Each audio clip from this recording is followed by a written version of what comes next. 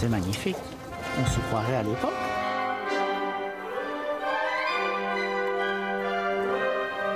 Vive Napoléon!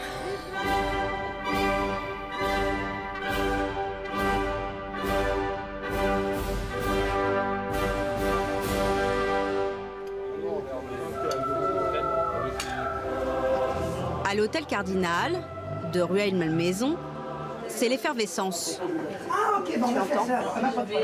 Ce que l'on appelle les reconstitueurs ont réservé toutes les chambres.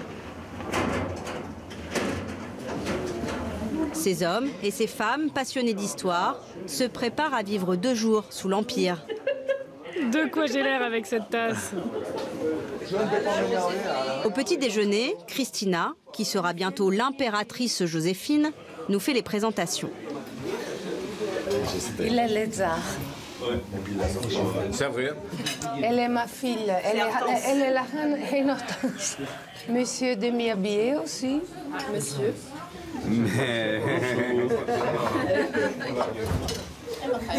J'ai oublié mes chaussures au château en plus, donc ça va être comme ça. Ça va être chic. T'es plus Joséphine que Catherine quand même. Ah carrément, t'es Joséphine.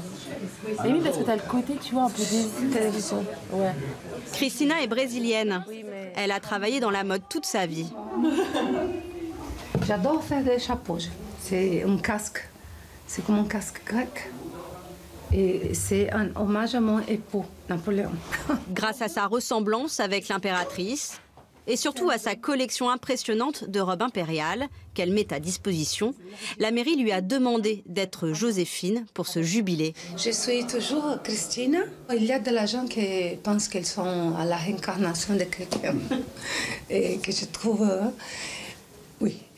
Mais ce n'est pas mon cas.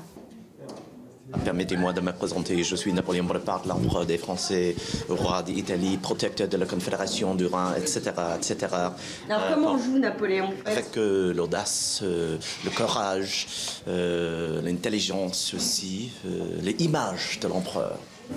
Si Napoléon est joué par un Américain, le roi de Prusse, lui, est incarné par un Allemand. Il fait chaud dans cet uniforme.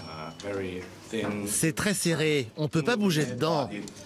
Mais c'est génial de le porter. En fait, respirer, c'est totalement secondaire dans cet uniforme. C'est impossible de danser. En réalité, ça n'est pratique ni pour la guerre, ni pour monter à cheval. C'est vraiment juste pour aller au bal faire le beau. Et quant à ce chapeau, il est un peu ridicule. Et alors, si tu montes à cheval avec...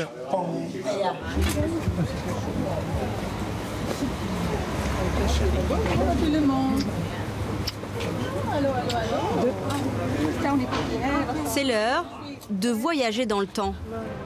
Les habitants ne sont plus surpris par cet anachronisme. Au contraire, dans cette ville où jadis le couple impérial a vécu, on apprécie le spectacle. Moi j'adore. Je suis fan de Napoléon, alors... Vous êtes fan de Napoléon? Ah oui. Ça veut dire quoi être fan de Napoléon? Je collectionne tout ce que je peux collectionner sur lui.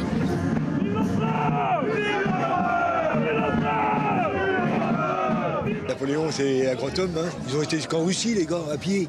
À pied jusqu'en Russie, de la France en Russie, vous voyez pas, vous? Faut le faire, hein. Est-ce que vous le ferez, vous? Non. Moi non plus. Vive l'empereur! L'organisation de cet événement a coûté plus d'1 million d'euros, mais rien à la ville. Pourquoi? Parce qu'on a la chance d'avoir 50 mécènes que je tiens à remercier. 50 mécènes qui ont financé la totalité de ce jubilé. Ce n'est pas les impôts qui payent, ce sont les mécènes.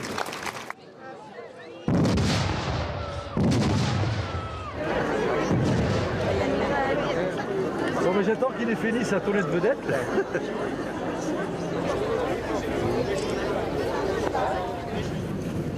Si l'événement ne coûte pas plus cher, c'est surtout parce que les centaines de reconstitueurs qui y participent sont bénévoles. C'est fini. Robert!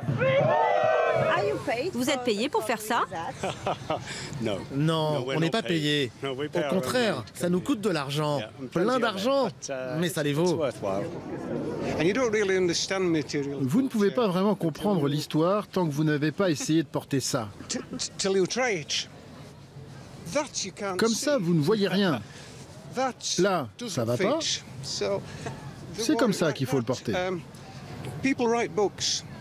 Les gens qui écrivent des livres et qui n'ont jamais touché à ça n'ont rien compris. Moi, ça me permet de comprendre les choses. La reconstitution coûte de l'argent et prend du temps. Cyril est venu spécialement d'Albertville avec sa tante. C'est pas super. Donc là, ce soir, vous dormez là? Oui, on dort là. Vous voyez pas, il y a le sac de couchage en dessous, mais on dort bien là ce soir. Voilà. Je suis votre lieutenant préféré, mon général. Alors, c'est mon lieutenant préféré, et puis c'est surtout un officier d'ordonnance de l'empereur. Alors, j'ai intérêt à abriquer sérieusement. Quand on porte le costume, on connaît le rôle par cœur. Voilà. C'est facile. Je pense. Je suis officier d'ordonnance. En tout cas, on connaît beaucoup de choses. De A à Z, enfin, 90% des choses à savoir sur l'officier d'ordonnance. Pareil pour un général. Il sait commander un minimum ses troupes, etc., etc. Dans votre entourage, tout le monde comprend ce que vous faites? Pas toujours. Pas toujours. Bon, on nous prend aussi un peu pour des fous, hein, ça c'est sûr.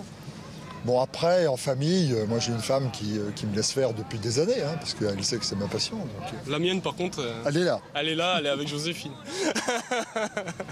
Buvons un coup, buvons-en deux, à la santé des amoureux, à la santé de l'empereur de France.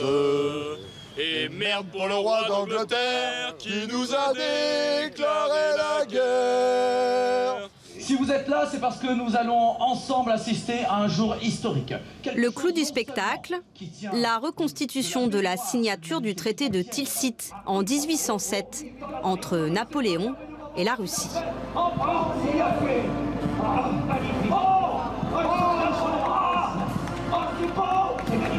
Une scène que les reconstitueurs ont mis plus de 2 ans à préparer.